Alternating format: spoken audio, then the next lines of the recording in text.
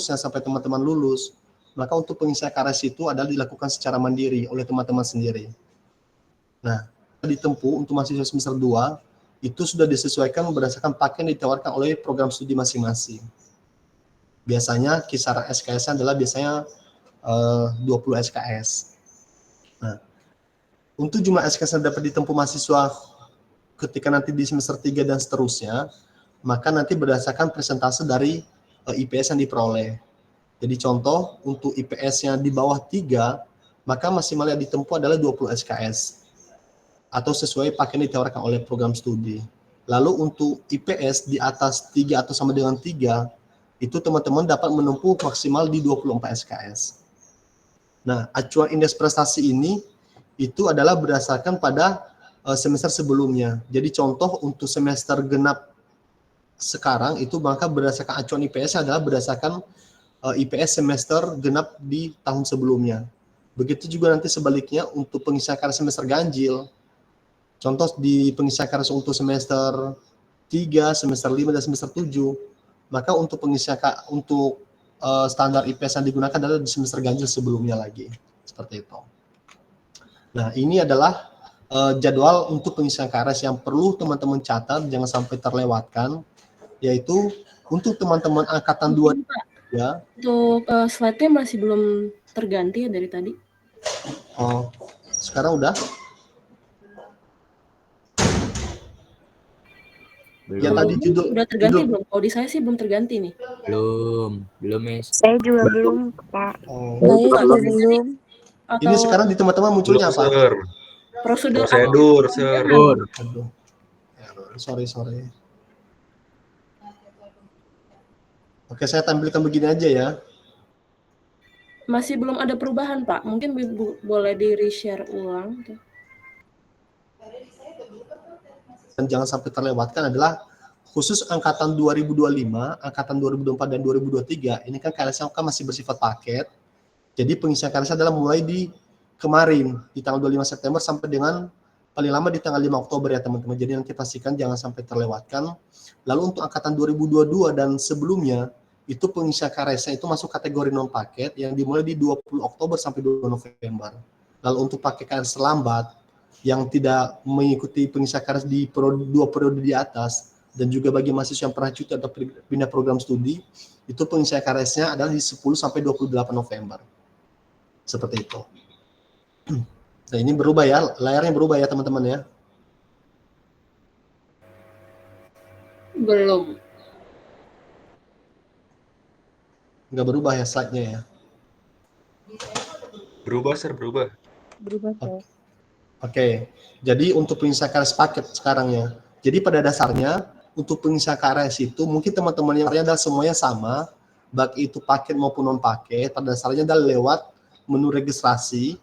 Jadi nanti bedanya adalah untuk pack course ini adalah khusus KRS paket. Lalu nanti ada menu satu lagi itu nanti untuk menu mahasiswa teman-teman non paket. Nah, jadi pertama-tama adalah teman-teman harus melakukan pengisian KRS adalah pertama adalah nanti masuk lewat student portal, lalu di menu registrasi, pilih pack course untuk teman-teman yang 2023, 24, dan 25, lalu pilih shift kuliah, lalu setelah itu teman-teman memilih tabel mata kuliah yang ditawarkan oleh program studi. Jika pada paket mata kuliah ditawarkan terdapat mata kuliah pilihan, ini biasanya dia akan muncul untuk teman-teman akan menceklis sendiri. Tetapi biasanya kalau untuk yang semester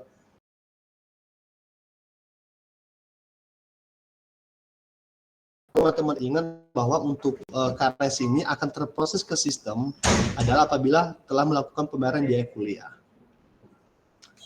Nah, ini adalah tampilan contoh notifikasi pesan KRS paket yang ada di portal mahasiswa.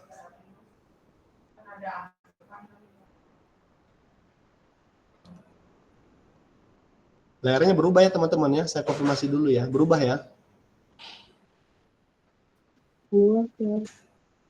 Oke, nah ini sekarang untuk pengisian KRS non paket pada dasarnya sama, jadi dia masuk ke menu portal atau UBM Mobile, menu registrasi dan masuk ke non pack course registration atau KRS non paket.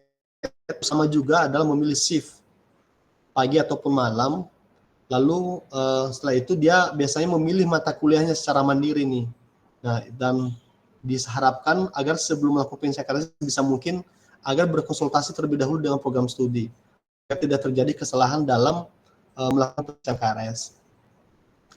Nah, KRS non paket ini, maka KRS-nya itu adalah oleh studi. Nah, pastikan nanti teman-teman di hasil pengisian KRS yang sudah dilakukan, ketika sudah berhasil direview oleh program studi, itu biasanya sering ada catatan di bawahnya. Nanti kita akan lihat ya. Nah, ini adalah contoh hasil. Nanti biasanya di bawahnya ini, itu ada catatan biasanya dari prodi. Ada catatan di bawahnya. Nah, ini teman-teman yang melakukan pengisian KRS terlambat. Jadi, yang tadi saya sampaikan bahwa di awal tadi kan sudah ada tanggal-tanggal pengisian KRS-nya, yaitu di 25 September untuk angkatan 2023, 24, dan 25. Lalu untuk angkatan 2022 dan sebelumnya kan mulai di 20 Oktober. Nah, apabila teman-teman lewat dari tanggal-tanggal ini, maka kena ketentuan pengisian KRS terlambat, masuk kategori ini. Di mana teman-teman nanti akan melakukan pembayaran penalti nih, keterlambatan pengisian KRS yaitu sebesar 100.000 yang teman-teman bayarkan ke rekening ini sesuai dengan lokasi kampus ya. Lalu bukti pembayaran itu wajib teman-teman upload di sini, wajib di-upload. Setelah itu nanti akan diproses oleh layanan mahasiswa. Lalu setelah itu nanti akses untuk pengisian KRS-nya itu baru bisa kebuka setelah melakukan pembayaran 100.000 ini. Itu. Lalu untuk pengisian KRS paket itu nantinya wajib menggunakan di menu Late Course Registration atau KRS paket terlambat yang ada di portal mahasiswa. Sedangkan untuk KRS non paket dia akan menggunakan paket menunya, nama menunya adalah Course Change Application atau di menu batal tambah. Seperti itu.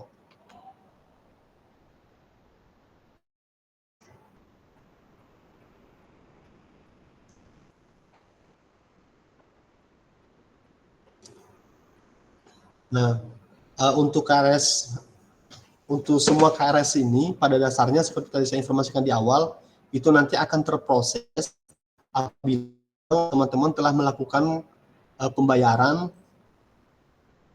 biaya kuliah ya teman-teman ya. Nah, dan untuk teman-teman yang nantinya masuk kategori KRS terlambat, ini KRS-nya itu wajib di-approve oleh program studi. Nah, kalau tidak di-approve oleh program studi, maka dipastikan KRS itu tidak akan terproses. Jadi ada dua persyaratan di sana, itu di-approve oleh program studi. Yang kedua, teman-teman melakukan pembayaran. Nah, ini adalah contoh tampilan notasi nanti akan masuk di portal teman-teman, di mana ada hasil pengisian KRS sebelah kiri, sebelah kanannya adalah contoh hasil review atau approval dari program studi.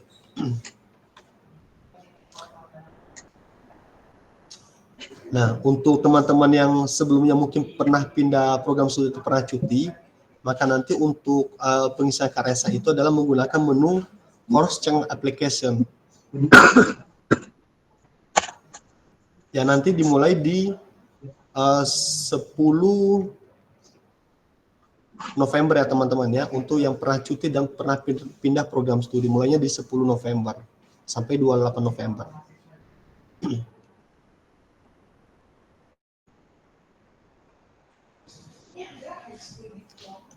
Ini adalah contoh untuk pengisian KRS-nya. Lalu ini adalah proses batal tambah. Nah, perlu teman-teman ingat juga bahwa mahasiswa dapat melakukan perubahan mata kuliah pada KRS dengan mengacu pada ketentuan jumlah SKS yang ditempuh. Nah, perubahan mata kuliah ini hanya meliputi pertama, yaitu pembatalan KRS jika terdapat mata kuliah yang dibatalkan ataupun mahasiswa sudah pernah menempuh dan lulus pada mata kuliah tersebut. Lalu yang kedua adalah penambahan KRS, yaitu jika mahasiswa masih memiliki sisa SKS yang dapat digunakan untuk tambahan mata kuliah, yaitu dimaksimal di 24. Contoh sebelumnya dipaketkan adalah 20 SKS, sedangkan teman-teman IP-nya adalah IPS adalah di atas 3 nih atau sama dengan 3. Teman-teman kan bisa mengambil 24 nih. Nah, teman-teman bisa menambahkan nih KRS yang berkonsultasi dengan program studi supaya tidak salah mengambil mata kuliah. Yang ketiga adalah program ini adalah tergantung pada pagi atau malam. Nah, contoh ini adalah teman-teman mungkin sebelumnya melakukan pengisian KRS pagi, sedangkan teman-teman adalah harusnya mungkin karena bekerja harusnya pilihnya adalah KRS shift malam. Nah, teman-teman juga bisa melakukan perubahan shift di sini.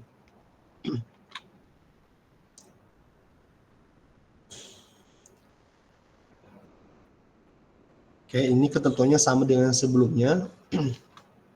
Ini adalah contohnya. Nah, ini adalah email untuk berkonsultasi dengan program studi. Mungkin nanti teman-teman bisa mencatat ya email masing-masing program studinya sesuai dengan prodi teman-teman sendiri.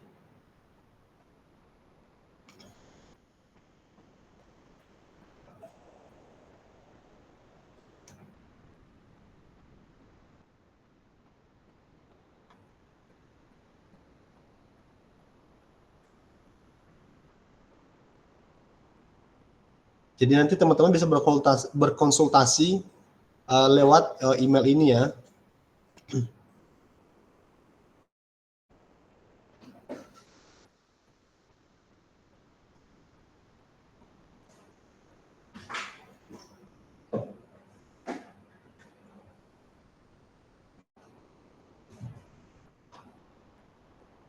Oke, saya sapa dulu teman-teman. Ini suara saya masih terdengarkah? Masih terdengar. Masih Oke, siap. terdengar. Oke, ini layarnya yang berubah ya. Sekarang ke pembayaran BPS dan BPP ya teman-teman ya.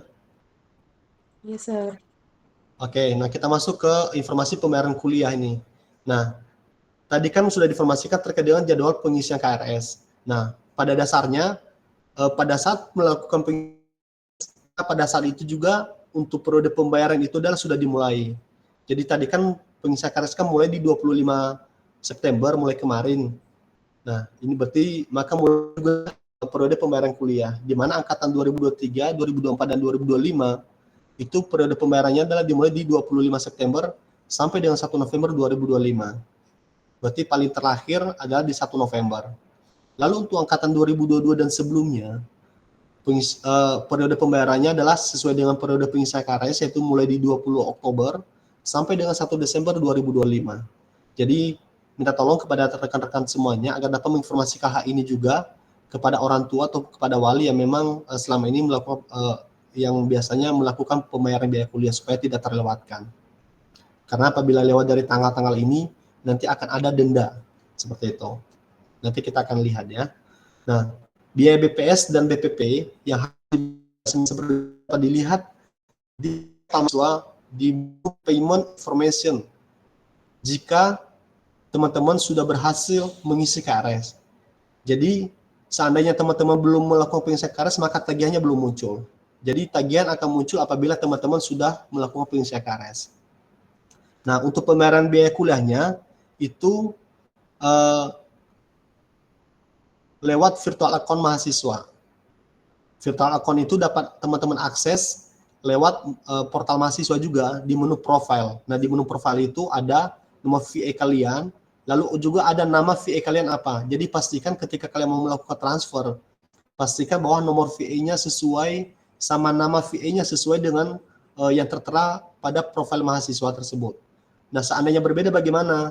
Nah, teman-teman wajib konfirmasi kepada kami di layanan mahasiswa. Pak, saya boleh bertanya nggak? Boleh nanti Kalau sesi tanya jawab nanti ya, boleh ya. Oke, untuk ketentuan pembayaran biaya kuliah ini, BPS dan BPP ini wajib dibayarkan selama 8 semester. Ya, itu 8 semester. Nah, apabila cuti, maka perhitungan cutinya itu tidak termasuk. Nah, ini adalah ketentuan untuk untuk pengisian KRS dan BPP. Jika nominal tagihan itu yang belum dilunasi yaitu 2 juta atau sama dengan 2 juta atau di bawah, maka bulan pertamanya itu dia akan kena biaya admin sama denda yaitu 150.000. Artinya apabila lewat dari tanggal jatuh tempo, sisa tagihannya adalah masih di bulan pertama kena 350, lalu di bulan berikutnya di tanggal jatuh tempo bulan berikutnya lagi, itu akan bertambah lagi 150.000. Begitu seterusnya akan bertambah 150.000 tiap bulan. Lalu akan dikenakan denda admin sebesar 200.000 dan denda yang dikenakan 300.000. Artinya di bulan pertama, apabila lewat dari jatuh tempo, itu akan kena 500.000 untuk tagihan yang di atas 2 juta. Lalu di bulan berikutnya, itu akan bertambah lagi 300.000 sepanjang 1 semester. Artinya sepanjang 6 selama 1 semester 6 kali akan terus bertambah apabila tagihannya belum lunas. Nah, ini adalah pembayaran kuliah untuk teman-teman yang seandainya extend, artinya melebihi masa studi. Untuk perhitungan biaya kuliahnya ini adalah diatur sebagai berikut, yaitu untuk teman-teman yang mata kuliah atau SKS-nya adalah 1-8 SKS, maka perhitungan biaya 100% BPS dan 50% BP paket normal. Lalu untuk yang 8 SKS, maka perhitungan biaya kuliahnya adalah 100%.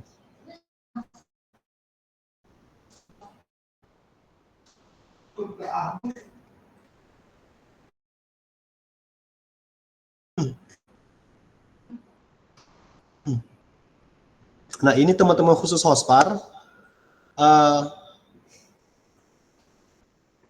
Biasanya teman-teman Hospar kan nanti biasanya di semester ke-7 itu ada magang, jadi perlu teman-teman juga ketahui bahwa ini wajib melakukan pengisian KRS juga dan melakukan. Lalu surat menyurat dari program pengantar magangnya. Ini nanti biasanya ada briefing juga dari program studi biasa. Nah, ini adalah ketentuan cuti. Nah, untuk cuti kuliah itu maksimal dilakukan sebanyak 2 semester selama masa studi. Cuti kuliah akan diperuntukkan dalam masa studi, sehingga masa studi teman-teman akan terpotong. Di mana masa studi maksimal di 14 semester atau 7 tahun.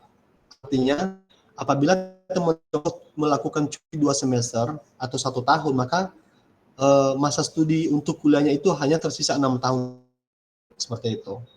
Nah, cuti kuliah juga akan menyebabkan beasiswa apabila pernah dapatkan angus. Karena untuk beasiswa itu kan dia akan biasanya akan ada standar IPS minimalnya berapa, sehingga dikarenakan cuti maka IPS menjadi 0, mengakibatkan gugur. Lalu pengajuan cuti kuliah ini adalah dilakukan selamba-lambanya adalah H-15 dari hari pertama kalender perkuliahan dimulai. Nah, untuk formulirnya ini nanti biasanya bisa diakses mahasiswa pada menu download. Nah, untuk pengajuan prosedur cuti dapat diakses juga di mahasiswa.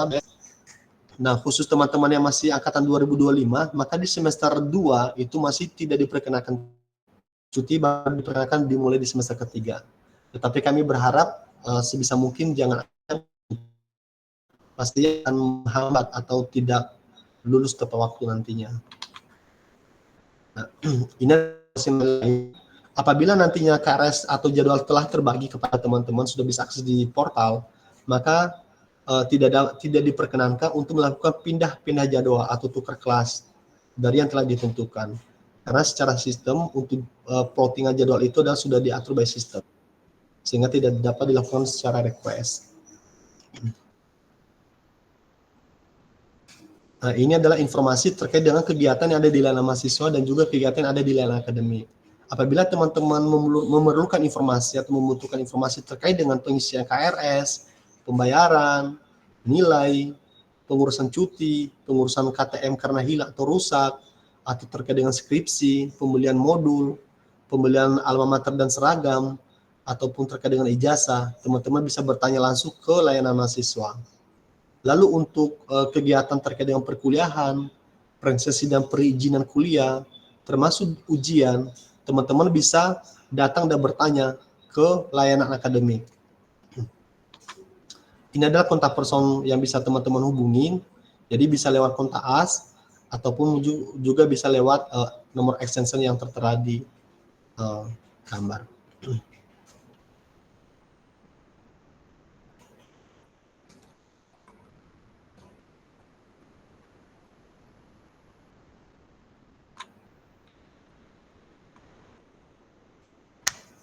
Oke,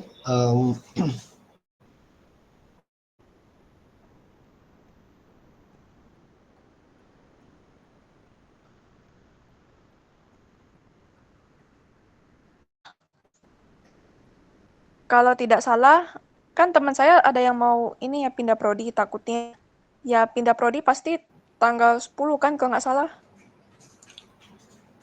ya untuk penginsinyur karas bagi yang pernah pindah program studi di tanggal 10 mulainya. Boleh tahu ini pindah program angkatan berapa? Nggak tahu sih, takutnya ada teman saya yang pindah. Ya, artinya kalau dia seandainya dulunya pernah melakukan pengajuan pindah program studi di layanan mahasiswa, maka untuk penginsinyur karas adalah mulai di tanggal 10. Tetapi apabila waktu itu dia melakukan perpindahan jurusannya itu masih di tingkat di marketing waktu itu, pada saat sebelum UF biasanya kan masih di marketingnya, itu berarti dia masuk kategori yang sesuai jadwal di atas. Kalau dia paket angkatan 23, 24, 25 maka sesuai jadwal di atas ya.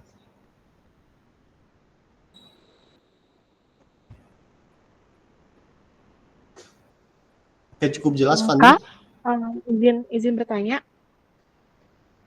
Oke, siapa yang Catherine?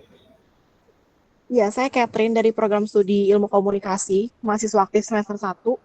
Oke, silakan. Saya mau nanya perihal yang pengisian KRS. Tadi saya sudah coba buka di UBM Mobile. Itu kan udah ada bagian package course registration ya. Ya. Itu ada bagian select package Kak yang warna oranye. Itu nanti kalau saya udah mau oke, saya langsung pencet aja gitu, langsung terdaftar ke sistem atau gimana? Iya, apabila kan nanti kan pilih shift dulu kan. Pilih shift, Iya, pilih nanti shift tinggal sudah. ya, lalu tinggal pilih tabel paketnya, lalu nanti tinggal simpan atau submit. Nanti terus itu nanti akan muncul notifikasi di pesan portal kamu bahwa kamu sudah berhasil melakukan pengisian KRS. Oh. Berarti nanti saya tinggal pencet aja itu select package, nanti baru terdaftar ke sistem gitu ya, Kak? Betul, betul. Nah, untuk pembayarannya akan muncul setelah saya pilih yang select package gitu? Iya, setelah kamu submit ya, setelah kamu kirim itunya, baru nanti akan muncul tagihan di portal, di menu payment. Oke, tapi tagihannya tetap sampai tanggal 5 Oktober ya? 1 November? Untuk pembayaran tadi kan sampai 1 November Kak, untuk angkatan 2023, 24, dan 25. Sampai dengan 1 November maksimal. Oke, baik. Berarti tahapan yang saya lakukan habis ini cuma select package, submit, baru tinggal melakukan pembayaran gitu ya, Kak? Iya, betul, betul. Oke, baik. Terima kasih banyak, Kak. Ya. Kak, saya izin bertanya, Kak. Siapa namanya? Perkenalkan nama ya. Nama saya Mayusi, Kak. Saya ingin tanya, kalau misalnya biaya lab dan lain-lain gitu dibayarnya sekalian sama BPP kan ya, Kak? Iya, jadi satu kesatuan. Jadi nanti informasi yang biaya lab kemarin itu akan muncul di tagihan yang ada tertera di menu tagihan, bisa diakses di sana nanti. Terima itu kasih, sudah Kak. akumulasi, ya sama-sama. Oh ya, Kak, saya mau nanya yang perihal biaya lab juga. Kalau saya ini kan penerima beasiswa 100%. Jadi itu cuma bayar BPP yang 7 juta kan, Kak. Tapi saat WF kemarin saya dapat info ada biaya lab per angkatan 2025 ini ya, Kak. Iya, betul. Itu saya tetap bayar juga biaya labnya atau udah include ke yang BPP? Untuk biaya labnya belum include di BPP, belum. Berarti kalau saya dengan beasiswa 100% bayar 7 juta, tambah lagi 250. Berapa Kak biaya labnya? Nanti untuk biaya labnya itu nanti bisa ditanyakan langsung ke kakak-kakak di bagian layanan mahasiswa ya. Ini kamu kampus Serpong ya?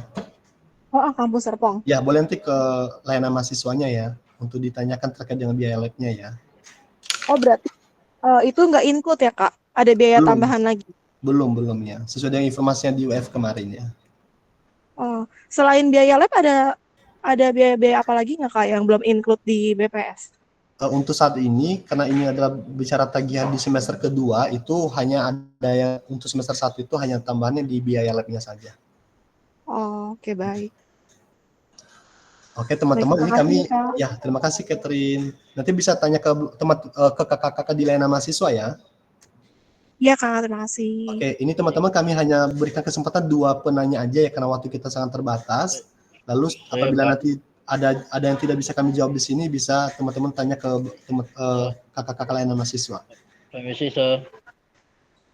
Ya, ini siapa? Nicholas ya. Yes, Sir.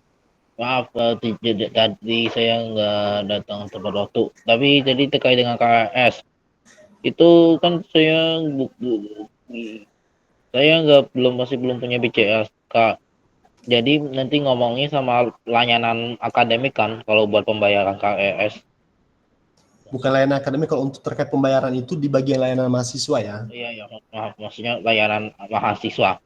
Ya. Itu bisa dicari di portal kan? Bisa di menu profile. Untuk nomor VA-nya di menu profile. Di menu profile, terus selanjutnya? Ya, nanti di menu profile itu kamu buka, di sana nanti akan ada informasi nomor virtual account, terus ada nama virtual account-nya. Jadi pastikan sesuai dengan nama kamu. Biasanya contoh kamu namanya Nicholas kan. Jadi Nicholas contoh belakangnya T atau QQBM gitu. Jadi pastikan nanti sesuai dengan nomor VA dan nama VA. Kalau pakai akun BCA lain nggak apa-apa kan? Intinya Bisa. Yang penting BCA ya bisa. Mau pakai rekening siapa aja sepanjang rekening itu bisa. Intinya pakai nama mahasiswa. Iya betul. Untuk tujuan pengirimannya ya, pastikan di nomor rekening VA kamu ya. Ya, Sir. Terima kasih. Oke, kami kasih kesempatan buat siapa tadi? Sebentar, si Valencia dulu tadi ya. Valencia atau siapa ini? Izinkan saya bertanya, Pak. Saya Valencia Frizela Setiadi dari Prodi Bahasa Mandarin. Oke. Ini kan kalau misalkan yang saya kan mahasiswa pindah prodi ya, itu kan isi KRS-nya 10 sampai 28 November. Sedangkan batas bayar BPP BPS itu 1 November. Iya. Oke, terima kasih Valencia ya. Jadi saya tadi sedikit terlewat ya. Terima kasih sudah mengingatkan kami. Jadi untuk teman-teman, untuk periode pembayaran ini adalah sesuai dengan yang ada di tabel ini tadi ya untuk angkatannya ya. Walaupun pengisian KRS-nya adalah berbeda. Ya, jadi untuk pembayaran sesuai dengan periode ini. Nah, jadi bagaimana mengetahui untuk tagihannya? Mungkin teman-teman bisa bertanya ke layanan mahasiswa untuk tagihannya. Jadi pastikan teman-teman yang mungkin sebelumnya pernah cuti atau pernah pindah program studi, pastikan pembayarannya juga ada periode ini supaya tidak terkena denda. Nah, untuk tagihan, untuk sementara teman-teman bisa lewat atau bertanya ke layanan mahasiswa. Baik, terima kasih Pak. Ya, oke, kami kasih kesempatan terakhir lagi ya untuk si Karelin. Ya Pak, saya mau tanya, berarti itu untuk biaya BPS dan BPP-nya itu udah include sama biaya les ya Pak? Iya, pokoknya nanti untuk tagihan yang muncul di portal, itu udah include biaya peralatan dan lab. Nah, itu tuh akan sama setiap semester atau akan berubah ya Pak, sama ketentuan biaya dari yang mahasiswa? Seperti yang diinformasikan sebelumnya kan biaya lab itu kan untuk semester biaya lab kemarin kan hanya dibayarkan selama 5 kali kan ya. Jadi nanti sesuai 5 kali aja nanti sampai di semester ke-6. Berarti setelah itu sesuai sama yang biaya di beasiswa ya Pak? Maka nanti tinggal tersisa BPS dan BPP-nya saja, biaya labnya udah tidak termasuk lagi. Untuk mulai di semester ke-7 dan 8. Oke Pak, terima kasih. Oke, terima kasih juga.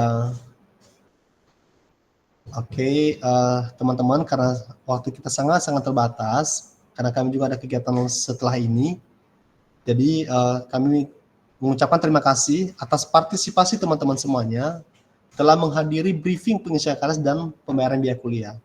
Jadi teman-teman kami ingatkan kembali, untuk teman-teman angkatan paket, pengisian KRS adalah di 25 September sampai dengan 5 Oktober, dan untuk pembayarannya itu mulai 25 September sampai dengan 1 November.